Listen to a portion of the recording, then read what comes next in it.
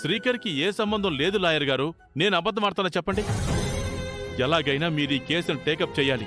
Sorry Prasadarao గారు, ఇందులో ఖచ్చితంగా మీ అబ్బాయి నేరస్తుడని ప్రూవ్ అవుతుంది. నేనేం చేయలేను. ఉంటాను సార్. లాయర్ గారు, హలో హలో. నాన్న, ఇప్పటికీ మీరు 4 పేరు మోసిన లాయర్లకు ఫోన్ చేశారు. అందరూ సారీ ప్రసాదరావు గారని అంటున్నారు. అంటే వీడి వైపు ఎంత తప్పుందో మనందరం గ్రహించాలి. శ్రీకర్ అరెస్ట్ కావడం బాధగా ఉన్నా మన బంగారం మంచిది కానప్పుడు మనమేం చేయగలం మామయ్య గారు? తాళ్ళనేది మా అందరికంటే నీ విషయంలో పెద్ద సెంటిమెంట్ కదా.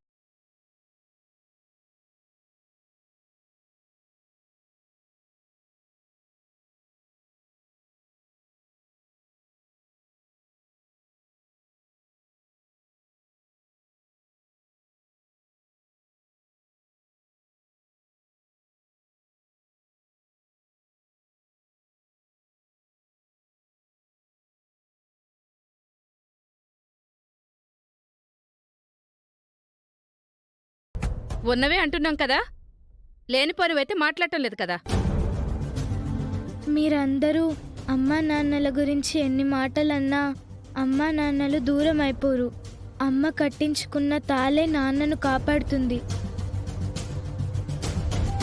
ఏ లాయరు కోర్టుకొచ్చి వాదించకపోయినా అమ్మ మెడలోని తాళే గెలిపిస్తుంది. ఇవే కొంచెం తగ్గించుకుంటే మంచిది. మరి ఇంత ఓవర్ కాన్ఫిడెన్స్ పనికిరాదు. ఇదేమైనా జానపద సినిమాల కాలం అనుకుంటున్నావా? ఏదేదో ఊహించుకుంటున్నావు. ఫ్యాంటసీల నుంచి కొంచెం బయటికి రాక్షయా. ఏ కాలమైనా దేవుడు దేవుడే, నమ్మకం నమ్మకమేనే. బుర్ర తక్కువదాన. మిమ్మల్ని రక్షించడానికి రావడం వల్లే కదా నా బావ అరెస్ట్ అయ్యాడు. తొందరగా ఏదో ఒకటి చేయండి అత్తయ్య.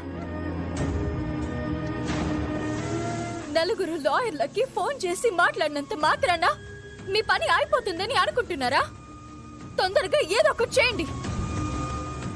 దీనంతటికీ కారణం ఈ అక్షయే.